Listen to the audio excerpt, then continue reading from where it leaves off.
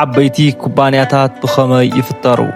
ንምንታይ ሓደ ቢዝነሳት ፍጥነት ይሳኽዐሎም? ሓደ ቢዝነሳት ግና ቀልጢፎም ይወድቁ? ቢዝነስ ንምጅማር ዘድልዩኻ እንታይ እዮም? ክቡራት ቤተሰብ ሎማዓንቲ ኣብዛ 0 to 1 እትብል ብልጽቲ መጽሓፍ ዘለዉ ዋና ትምህርታት ክንመሃር ኢና። እዛ መጽሓፍ በቲ ፍሉጥ ኢንቨስተር እና ኢንተርፕሪነር ፒተር ቴይል ዝተጻሕፈት እንትኾን ከመይ ካብ 0 ናብ 1 ዓበይቲ ትካላት ምፍጣር ከም እትኽእል እተምህር መጽሓፍ እያ። ኣብዚ ቪድዮ ቢዝነስ ከመይ ከም እትጅምር፣ ካልኦት ዘይረኽብዎ ዕድላት ከመይ ከም እትረክብ፣ ናይ ዓበይቲ ትካላት ናይ ዓወት ሚስጥር ብዝርዝር ክንርኢ ኢና። ቅድሚኡ ግን ነዚ ቻነል ሓደሽቲ ዝኾንኩም ሰብስክራይብ ምግባር ከይትርስዑ። ሕዚ ብቐጥታ ናብዛ መጽሓፍ ቀብለኩም። ናይዛ መጽሓፍ ቀንዲ ትሕዝቶታት ቁጽሪ 1 ዘ ቻሌንጅ ኦፍ ዘ ፊውቸር ወይ ድማ ናይ መጻኢ ፈተና። ብዙሓት ሰባት ናይ መጻኢ ፈጠራ ክሓስቡ ከለዉ ሕዚ ዘሎ ቴክኖሎጂ ክመሓየሽ ከሎ፣ ሕዚ ዘለዉ ፋብሪካታት ክምዕብሉ ከለዉ ነገራት ክቃየር ከሎ እዩ ዝመስሎም። ኣብዚ መጽሓፍ ግን ከምዚ ይብል። ትክክለኛ ፈጠራ ማለት ሓድሽ ነገር ክፍጠር እንተሎ እዩ ይብል። ማለት እውን ሓድሽ ቴክኖሎጂ፣ ሓድሽ ቢዝነስ፣ ሓድሽ ሓሳብ እንትፍጠር እዩ። ክልተ ዓይነት ዕብየት ወይ ድማ ምዕባለ ኣለዉ። ቁጽሪ 1 1 to n horizontal progress ግዳማዊ ዕብየት ዝበሃል። እዚ ማለት ኣቐዲሙ ዝተፈጠረ ቴክኖሎጂ፣ ቢዝነስ፣ ሓሳብ ምስፋሕ ወይ ድማ ምቕጻል ማለት እዩ። ንኣብነት እንዳ ቤት ምግቢ ነርካ ካሊእ እንዳ ቤት ምግቢ ምውሳኽ፣ ዱኳን ነርካ ካሊእ ዱኳን ምውሳኽ፣ ሓደ ተፈጢሩ ጸንሐ ኣፕሊኬሽን ተመሳሳሊ ኣፕሊኬሽን ምፍጣር እዩ። እቲ ካልኣይ ድማ 0 to 1 ወይ ድማ ቨርቲካል ፕሮግረስ ተኽላዊ ዕብየት እንብሎ እዩ። እዚ ማለት ሓድሽ ነገር ምፍጣር ማለት እዩ። ጠቕላላ ዘይነበረ ሓድሽ ማለት እዩ። ንኣብነት ብሓድሽ መልክዕ ቤት ምግቢ፣ ናይ መጀመርያ ስማርትፎን ምምሃዝ፣ ሓድሽ ቴክኖሎጂ ምፍጣር ዝኣመሰሉ እዮም። ቴክኖሎጂ እንታይ እዩ? ብዙሓት ሰባት ቴክኖሎጂ ማለት ኮምፒውተር፣ ሞባይል፣ ኢንተርኔት ጥራሕ እዩ ዝመስሎም። ነገር ግን ፒተር ቴይል ከምዚ ይገልጾ፣ ቴክኖሎጂ ማለት ሓድሽ እና ዝሓሸ ነገር ምፍጣር ማለት እዩ። ንኣብነት ሓድሽ ስርዓተ ንግዲ ክኾን ይኽእል እዩ፣ ሓድሽ ስርዓተ ትምህርቲ ክኾን ይኽእል እዩ። ዝሮ ግን ሓድሽ እና ዝተመሓየሸ ነገር ምፍጣር እዩ ይብሎ። ናይ መጻኢ ዓለም ከመይ ትመስል ንዝብል ድማ ፒተር ቴይል ከምዚ ይገልጽ። ዓለምና ድሕሪ 100 ዓመታት ከመይ ክትከውን እትኽእል ንዝብል ክልተ ኣማራጺ ኣሎ ይብል። ቴክኖሎጂ እንተዘይተፈጢሩ ዕብየት ጠጠው ይብል።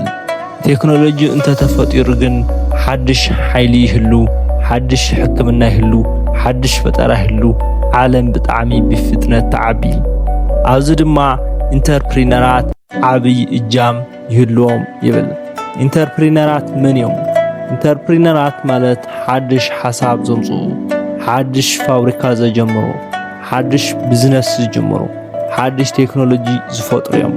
ስለዚ ንስኻ ወይ ድማ ንስኺ ኢንተርፕሪነር ንምዃን ገንዘብ ወይ ድማ ሃብቲ ዘይኮነ ሓሳብ እዩ ዘድልየካ። ስለዚ ሓሳብ ፍጠር። ብሓፈሽኡ ካብዚ ንምሃሮ ምዕባለ ሓድሽ ነገር ብምፍጣር ይመጽእ። ቴክኖሎጂ ማለት ሓድሽ መፍትሒ ምፍጣር ማለት እዩ። ኢንተርፕሪነራት መጻኢ ይፈጥሩ። ካልኣይ ቁጽሪ ውድድርና ትርፊ። ብዙሓት ሰባት ውድድር ወይ ድማ ንሕንሕ ኣብ መንጎ ትካላት ምህላው ይጠቅም ኢሎም ይኣምኑ። ፒተር ቴይል ግን ነዚ ሓሳብ ብግልፂ ይቃወሞ እዩ። ውድድር ብጣዕሚ ሓደሽቲ ምህርታት ክህሉ ኣይፈቅድን።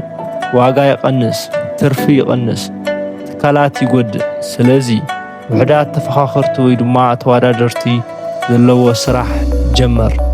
ትክክለኛ ቢዝነስ ናይ ምጅማር ኢሉ ዝቐመጦም ድማ ሓደ ንእሽተይ ጀመር። በዝሒ ውድድር ዘለዎ ቢዝነስ ኣይትምረጽ ወይ ድማ ኣይትከተል። ሚስጥራት ኣክብ፣ ካልኦት ዘይሰምዕዎ ሓቂ ፍለጥ፣ ዕውት ጉጅለ መስረት። ብጉጅለ ምስራሕ ብዝበለጸ ዕውት ይገብረካ እዩ። ፍጥነት ከም ዘለዎ ኮይኑ ዕውት ዕላማን ሓያል ምስትውዓልን ግን ሰረት ዓወትካ እዮም። ቁጽሪ 3 ኩሎም ዕውታት ትካላት ፍሉያት እዮም። ብምንታይ ፍሉያት ኮይኖም? ንኣብነት ሓደ ትካል ብጣዕሚ ልዑል ዓወት እንትረክብ ፍሉይ ምህርቲ ይህልዎ፣ ውሕድ ውድድር ይህልዎ፣ ልዑል ትርፊ ድማ ይረክብ።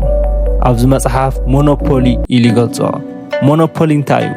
ሞኖፖሊ ማለት ዓብላሊ ማለት እዩ። ንኣብነት ጎግል በብመዓልቱ ብሚልዮናት ኣለሻታት ይቋጻጸር። ምኽንያቱ ብጣዕሚ ሓሪፍ ኣልጎሪዝም እዩ። ኣዝዩ ልዑል ዳታ ኣለዎ። ኣዝዩ ልዑል ቴክኖሎጂ ዝወነነ እዩ። በዚ ምኽንያት ድማ ሞኖፖሊ ይገብሮ። ብኻሊእ ወገን ድማ ሓደ ቤት ምግቢ ካብቲ ኣብ ከባቢኡ ዘለዉ ቤት ምግብታት ፍሉይ ብዝበለ መልክዕ ዝሰርሕ እንተኾይኑ ፍሉያት ምህርትታት ዘቕርብ እንተኾይኑ በዚ መልክዕ ሞኖፖሊ ወይ ድማ ዓብላሊ ክንብሎ ንኽእል። ኣብ ብዙሕ ውድድር ዘሎ ትካል ግን ትርፉ ኣዝዩ ውሕድ እዩ። ንኣብነት ኣብ ሓደ ከባቢ ብዙሓት ቤት ምግቢ እንድሕር ሃልዮም ናይ ሕድሕዶም ትርፊ ኣዝዩ ውሕድ እዩ ዝኸውን። ስለዚ ቢዝነስ ክትጅምር ክትሓስብ ከለኻ እንታይነት ተወዳደርትኻን ዓብላልነትካ ክንደይ ዝኣክል ምዃኑን ገምጊምካ ክትጅምር ኣለካ። ኣድቫንቴጅ ተጠቐም። ስለዚ ኣድቫንቴጅ ምጥቃምካ ንዓኻ ናይ ተወዳደርነትካን ዓብላልነትካን ንምግንዛብ ይኽእለካ። እዚ ማለት ዋላ ንዘሎ ሓሳብ ወይ ድማ ቢዝነስ ብሓድሽን ዝሓሸን መልክዕ ኣምጻዮ ተማሕሹ ዝመጽእ ሓሳብ ኩሉ ግዜ ዕውት እዩ። ንኣብነት ቅድሚ ፌስቡክ፣ ማይስፔስ፣ ፍሬንድስተር ዝኣመሰሉ ፕላትፎርምታት ነይሮም፣ ነገር ግን ኣይጸንሑን። ምኽንያቱ ፌስቡክ ዝሓሸ ሓሳብ ሒዙ ስለ ዝመጸ፣ ዝሓሸ ፕሮዳክት፣ ዝሓሸ ሲስተም ሒዙ ስለ ዝመጸ ብቐጥታ ዓብሊልዎም ወይ ድማ ዶሚናንት ኮይኑ ማለት እዩ። ካልኣይ ኣብነት ድማ ኣብ ሰርች ኢንጂን ቅድሚ ጎግል መጀመርያ ዝነበሩ ኣልታቪስታ፣ ያሁ እዮም ነይሮም።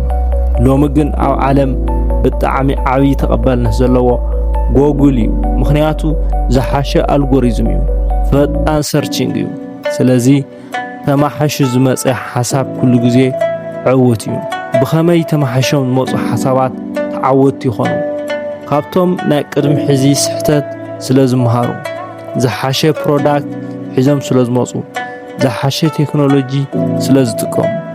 ስለዚ ኩሉ ግዜ ዝሓሸ ወይ ድማ ዝበለጸ ሓሳብ ክተምጽእ ትክእል ኣለካ። እቲ ዝበለጸ ሃፍቲ ገንዘብ ወይ ድማ ንብረት ምህላው ከይኮነስ ዝበለጸ ወይ ድማ ዝሓሸ ሓሳብ ምህላው እዩ። You are not a lottery ticket. ናይ ሎተሪ ቲኬት ኣይኮንካን። እዚ ማለት ህይወትካን ዓወታትካን ብዕድል ብቻ ኣይውሰንን። ብዙሓት ሰባት ከምዚ ይብሉ፣ ድለኛ ተኾይነ ክሳኻዕ እዩ፣ ተዘይኮይነ ከዓ ኣይሳኻዕን እዩ። ግን ፒተር ነዚ ሓሳብ ብግልፂ ይቃወሞ እዩ። ምኽንያቱ ዓወት ዝመጽእ ብናትካ ዕላማን ውሳነን እዩ ይብል ፒተር። ደቂ ሰባት ንርባዕ ብንመጻኢኦም ብኣርባዕተ መንገዲ ይምልከትዎ ይብል። ቁጽሪ 1 ዴፊኒት ኦፕቲሚስት ዝበሃል ቀጻሊ ዝሓሸ እዩ ኢሉ ንመጻኢኡ ይጥምት፣ ትልሚ የውፅእ፣ ሓድሽ ነገር ይፈጥር። ካልኣይ ቁጽሪ ኢንዴፊኒት ኦፕቲሚስት ዝበሃሉ ቀጻሊ ዝሓሸ ክኾኑ ኢሎም ንመጻኢ ይምልከትዎ፣ ነገር ግን ዝኾነ ይኹን ትልሚ ኣየውፅን እዮም። ሳልሳይ ዴፊኒት ፔሲሚስት ቀጻሊ ዝሓመቐ ክኾን እዩ ኢሎም ይኣምኑ፣ ንቐጻሊኦም ብሕማቕ ይጥምትዎ፣ ትልሚ ግን የውፅኡ። ነቲ ሕማቕ ክመጽእ ኢሎም ዝሓስብዎ ትልሚ ኣውፅኦም ይጸንሑ። ራብዓይ ቁጽሪ ኢንዴፊኒት ፔሲሚስት ዝበሃሉ ቀጻሊ ዝሓመቐ ክኾኑ ኢሎም ንመጻኢኦም ብሕማቕ ይምልከትዎ፣ ዝኾነ ይኹን ትልሚ ድማ የብሎም። ውራት ሰማዕቲ እስኪ ንስኻትኩም ከ ካበየኖት ኢኹም? መልስኹም ኣብ ኮመንት ጻሓፉለይ። ራብዓይ ቀንዲ ትሕዝቶ ጽኑዕ ሰረት ምፍጣር። እዚ ማለት ሓደ ትካል ኣብ ምጥያሹ ዝወሰኖም ውሳነታት ንዘመናት ይጸንሑ እዮም፣ ድሓር ንምቕያር እውን ይኸብዶም እዩ። ልክዕ ከም ሓደ ህንፃ ሰረቱ ተዘይደልዲሉ ዝፈርስ ቢዝነስ እውን ጽሩዕ ሰረት ተዘይሃልይዎ ትክክለኛ ዝኾነ መሳርሕቲ ተዘይመሪጽካ ቀጻልነቱ ኣብ ሓደጋ እዩ። ንኣብነት ብዙሓት ሰባት ኣብ ምጅማር ዘለዉ ቢዝነስ ዝወድቁ ምስ መሳርሕቶም እንትበኣሱ፣ ኣብ መንጎኦም ዘሎ ናይ ሓሳብን ርእይቶን ኣፈላላይ እንትሰፍሕ ስለዚ ቢዝነስ ክጅምር ክትሓስብ እንታይነት ምሳኻ ዝሰርሕ ሰብ ምጽናዕ ኣገዳሲ እዩ ማዕረ ተሓታታይነት ግልጽ ዝኾነ መርሕነት ክህሉ ድማ ኣዝዩ ኣገዳሲ እዩ ሓምሻይ ቀንዲ ትሕሶ ጽሬት ዘለዎ ወይ ድማ ኦሪጂናል ምህርቲ ስለ ዝሓስካ ንዓወት እኹል ኣይኮንካን ይብል ከመይ እኹል ዘይኮንካ ምኽንያቱ ሰባት ስለናትካ ትሕዝቶ እንተዘይፈሊጦም ኣይገጹኻን ኣይጥቆሙን ስለዚ ምህርታትካ ወይ ድማ ትሕዝቶታትካ ብዝተፈላለየ መንገዲ ንሰባት ክተፋልጥ ክትገለለካ ክቡራት ቤተሰብ لمعنت ዝነበረና መደብ ከምዚ ይመስል ፈቲኹሞ ትኮኑ ተስፋ ይገብር ላይክ ሼር ሳብስክራይብ ከይትረስዑ ብቐጻሊ ብኻሊእ ትሕሶ ክሳብ ንራኸብ ሰሰናይ ንዓኹም ቻው